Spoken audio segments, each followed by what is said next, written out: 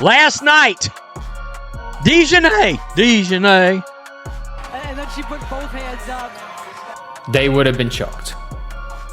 Like, of all places, you're not getting away with saying anything that's crossing a line in San Fran. So Djonai, by the looks of things, the likelihood of the scenario is she's just asking a heckler to leave. So she's gone, and it's a random heckler joking with people behind them, and then was told to, you know, step back, leave, but immediately came back. Tossed her ass out. She was walking by. Hey, those are fake nails.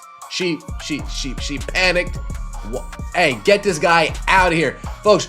Rumor has it she was running up and down the court. She just tried to get a fan thrown out of an arena for allegedly saying another player's name.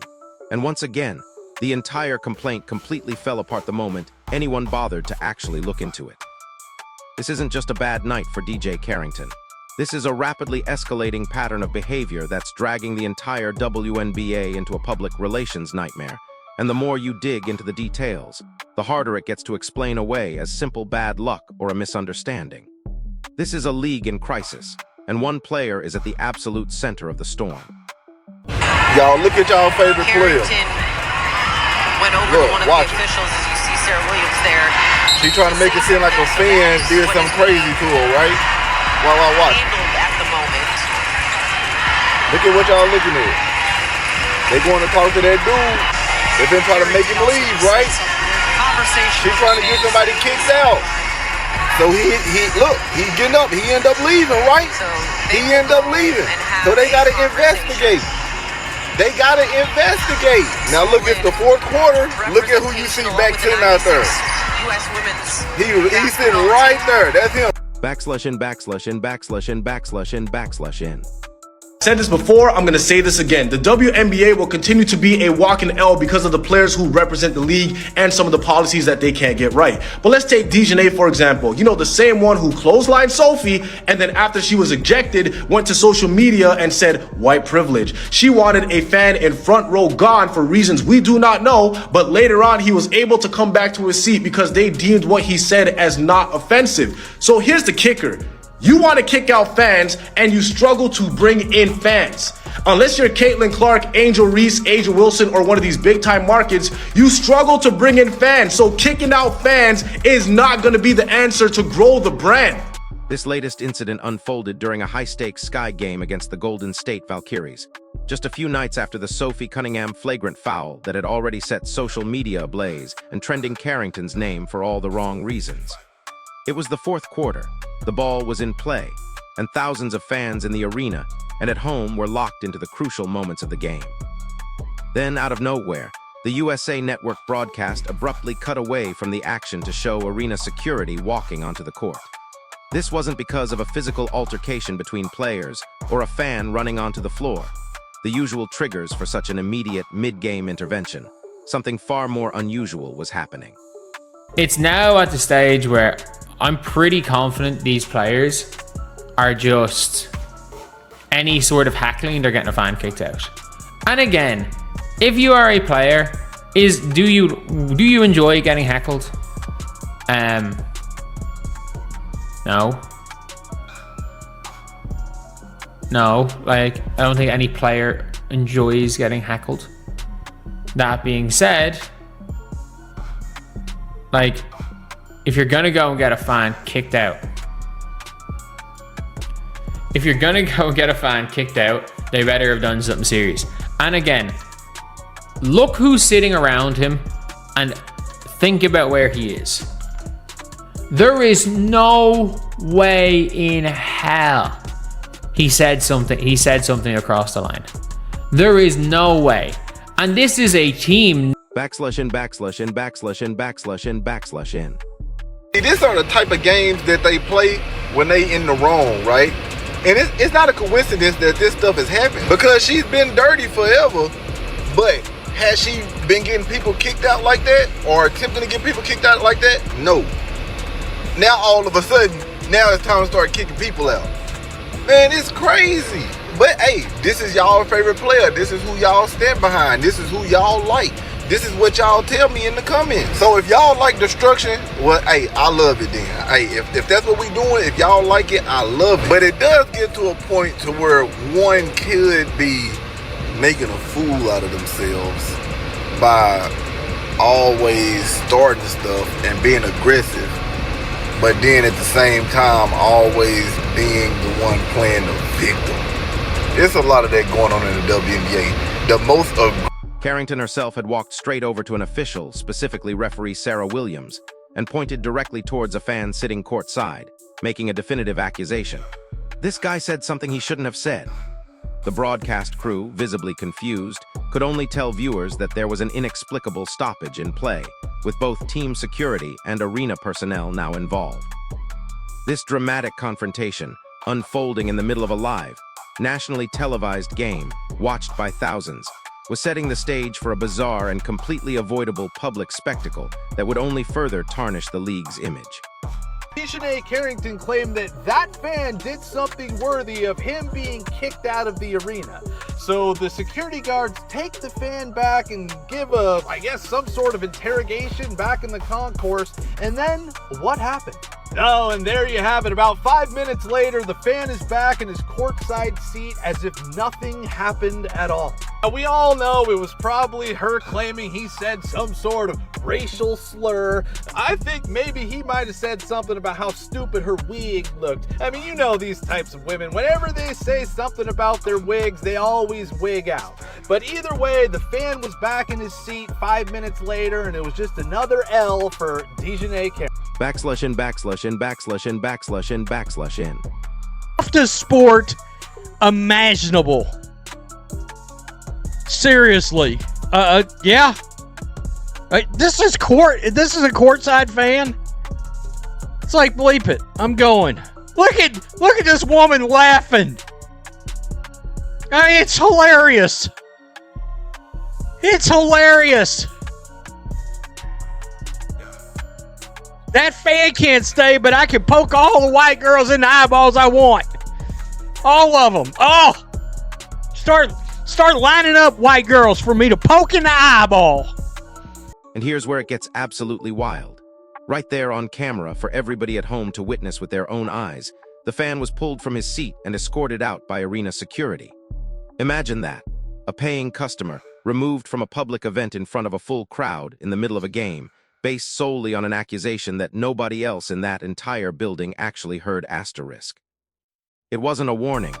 It was an immediate public ejection that painted the fan as a disruptive heckler, even though the evidence to support such a claim was conspicuously absent. She's just always been dirty, and it's like a lot of this has to be intentional, because there's no way that you continue to do this and it's just a mistake. That's from when she gave Caitlyn a black eye. I never seen nobody, and y'all tell me if I'm wrong, I've never seen nobody go up with their hands to block a ball and then come down like this and go right into the eye. I've never seen it, and there's no way you can convince me that that wasn't intentional. Just like in the first clip when she hit Skylar Diggins. She knows she couldn't get that ball. She just hit the girl all in the face, and then Skylar fell to the ground. Like, come on, man. At some point, we got to call it. Backslash in, backslash in, backslash in, backslash in, backslash in. We have a photo from the flagrant 2 on Djonai Carrington against Sophie Cunningham, where she proceeded to go into the locker room and tweet white privilege after being thrown out of the game. I'm not going to comment on that situation, but I will say this. This is a flagrant 2. Black, white, Asian, Hispanic, don't matter. This is a flagrant. I mean, she clotheslined her. What more do you want? So this looks very bad. It just shows that the WNBA is nowhere near where they need to be professionally, because again, this is a clothesline. It's flagrant 2. Now listen to this part, because it's the crucial detail that makes the whole situation so genuinely unbelievable. This wasn't some rowdy, inebriated heckler screaming insults all night, the kind of disruptive fan that arenas are equipped to handle and usually have clear, documented reasons to remove. This was a fan sitting quietly near the court who, according to multiple reports that emerged almost immediately after the game, allegedly said Sophie Cunningham's name asterisk. That's it. Not a slur, not a threat, not language that would typically justify physically removing someone from a professional sporting event they had paid good money to attend. Just a name. A name that, by itself, was apparently enough to make Djonai Carrington halt a live game and try to get a paying customer forcibly ejected from the building. So let me get this straight. You get ejected for a flagrant foul, and then you scream white privilege? Somebody please explain this one to me. Djonai Carrington was ejected today from the Fever Sky game after officials assessed a flagrant 2 foul involving Sophie Cunningham. But here's where the story absolutely exploded. Afterward, Carrington went to social media and wrote on her post, "white privilege," and tagged the Indiana Fever to boot.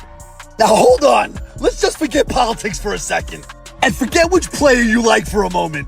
If officials have determined that you committed a flagrant foul, and it must have been pretty bad because they ejected you from the game, how does the conversation suddenly become about somebody else's race? /in, /in. Cunningham had taken out a black player, had clotheslined her just like we saw there, and then had immediately gone to the locker room and tweeted black privilege when she was kicked out of the game. How quickly do you think the WNBA would have reacted? I doubt she would have been allowed to play for the rest of the year. This is an example of straight up, blatant, I think, racist behavior from the WNBA. Think about how fundamentally unusual and unprecedented that really is for a second. Moments like this almost never happen this way.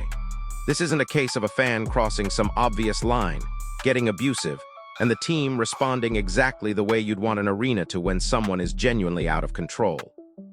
This is a professional athlete, clearly hearing a specific name she didn't want to hear, deciding that alone was worth stopping an entire live game for, and then using her position on the floor to try getting a fan pulled from his own seat over it.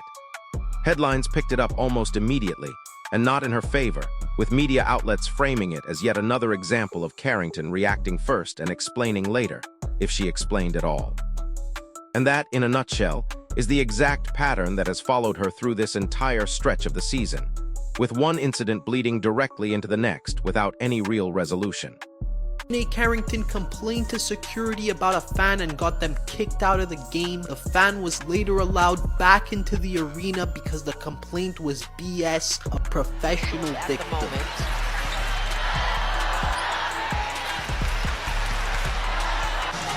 Carrington also just said something. There was a conversation with a fan sitting on the sideline, as it should be. Solid representation along with the 96 U.S. women's basketball team. /in. Here's the thing. Why is Djonai Carrington even in this game? This all could have been avoided if the league suspended her, as they should have, for the flagrant 2 foul against Sophie Cunningham. But no, that never happened. Also, the league never did anything about the posting on social media after she was ejected. That's against WNBA policy. She broke a rule. But guess what? No suspension, no fine, nothing. What kind of message does the WNBA continue to send? Why do they have rules? So Djonai Carrington shouldn't even been in this game. But there she was, and there she is, making contact dangerously with opposing players. But here's the kicker, the part that truly tells you everything you need to know about how this whole thing actually played out once people looked into it properly instead of just taking the initial complaint at face value. The fan came back. Security walked him out. Arena officials launched an immediate investigation into what actually transpired. And then, after their review, they let him right back into his seat to finish watching the rest of the game as if nothing had happened at all. A Valkyries team official later confirmed the entire situation directly to reporters, stating unequivocally that the fan had been fully cooperative with security the entire time, and that the complaint against him was, in their own words, unfounded, not disputed, not unclear, not still under review while the team figures things out quietly behind the scenes. Unfounded asterisk, straight from a franchise official on the record for anybody to read. That's about as clean a correction as you're ever going to get in a situation like this one. They checked, they looked into it properly, and they found absolutely nothing that justified pulling a grown man out of his seat mid-game in the first place.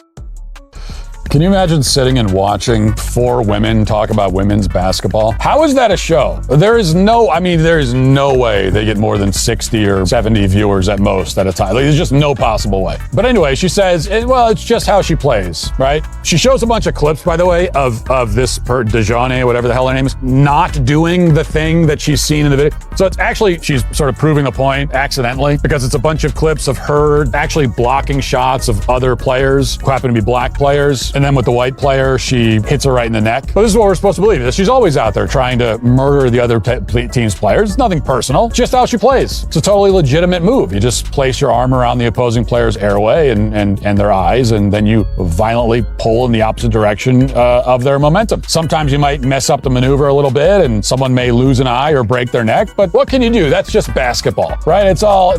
Backslash in, backslash in, backslash in, backslash in, backslash in. At some point, the WNBA front office is going to have to admit this chick is intentionally targeting the face. Here's Mick. I don't even know how you do this intentionally. The ball is behind her, and she went for the ball with her right hand while clawing her in the face with her left hand. Yeah. White girls are only 15% of the WNBA, but seem disproportionately targeted by Djonai, the condiment made by mixing mayonnaise and Dijon mustard. Fair enough. Another dirty play by Djonai. I wonder, is this white privilege as well? Does this qualify as white privilege? Ooh, this is more like Djonai. So think about what actually happened here in full, laid out step by step. DJ Carrington stopped a live WNBA broadcast, got both team and arena security physically involved, had a fan removed from his seat in front of a national television audience, and it turned out afterward that there was nothing there to justify any asterisk of it. That is not a small mistake to get wrong in front of that many people watching at home and in the building. That's the kind of situation that should probably come with some kind of public apology afterward, or at the very least, a clear explanation of what she genuinely thought she heard in that moment before acting so decisively. Instead, there's been basically nothing. Silence.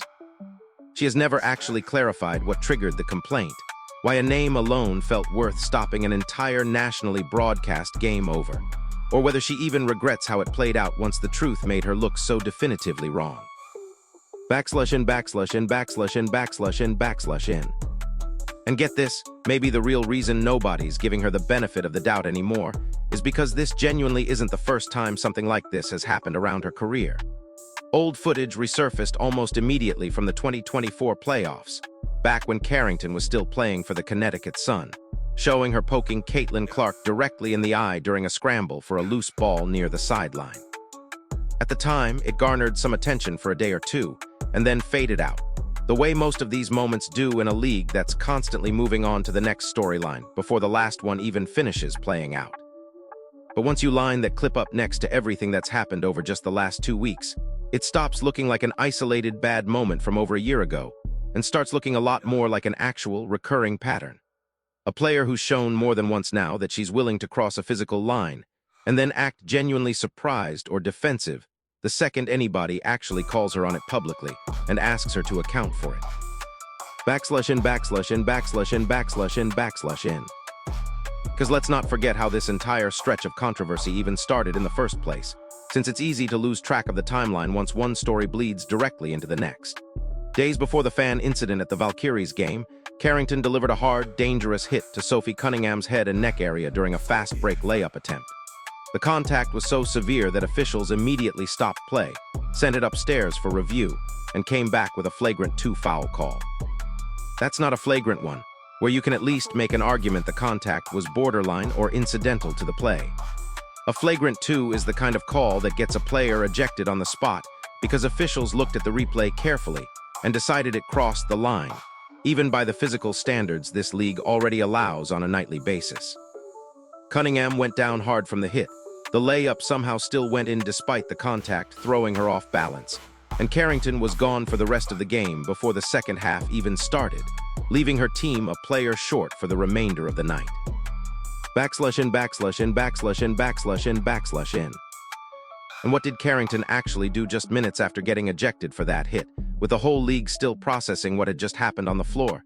She immediately jumped on social media and posted the words, "White privilege," tagging the Indiana Fever directly without ever once explaining what she actually meant by it. Was it about the foul call itself?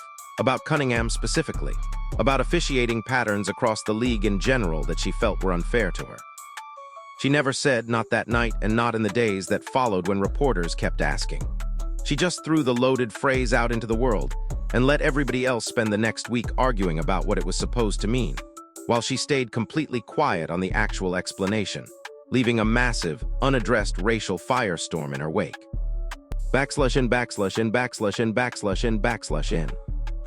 Meanwhile, Sophie Cunningham, the player who actually absorbed the hit to the head and neck, handled the entire aftermath about as calmly and professionally as you could reasonably ask anybody to handle it. She told reporters afterward, in a pretty measured and even tone, that this had nothing to do with race at all, that she herself had done something similar the year before, got ejected for it, and said flat out on the record that she deserved that ejection at the time. That's the real, undeniable difference in how these two players have carried themselves through this entire stretch of controversy. One took a hard shot to the head, got back up, and took accountability without hesitation on a different night when she was the one clearly in the wrong. The other delivered the hard shot, got ejected for it, and immediately reached for a headline-grabbing, racially charged post instead of an actual, rational explanation anybody could work with. /in. So add it all up, and you've got a player who's taken an L on the court for a flagrant 2 ejection that ended her night early in front of everybody watching. She took another L in the court of public opinion for a white privilege post that's never actually been clarified even once since she posted it, and then tried to get a fan physically removed from a building over nothing more than a name, only to have that entire complaint thrown out as unfounded the moment somebody actually checked into it properly instead of just trusting her account. That's 3 separate, highly public strikes inside of about 2 weeks, and every single one of them ends the exact same way, with Carrington somehow looking like the wronged party in the moment, until the actual evidence, once it comes out fully, tells a very different story from the one she seemed to want people to believe. /in. But wait, it gets even worse. That same Valkyries game where the fan got ejected had plenty more going on that night beyond just that one moment.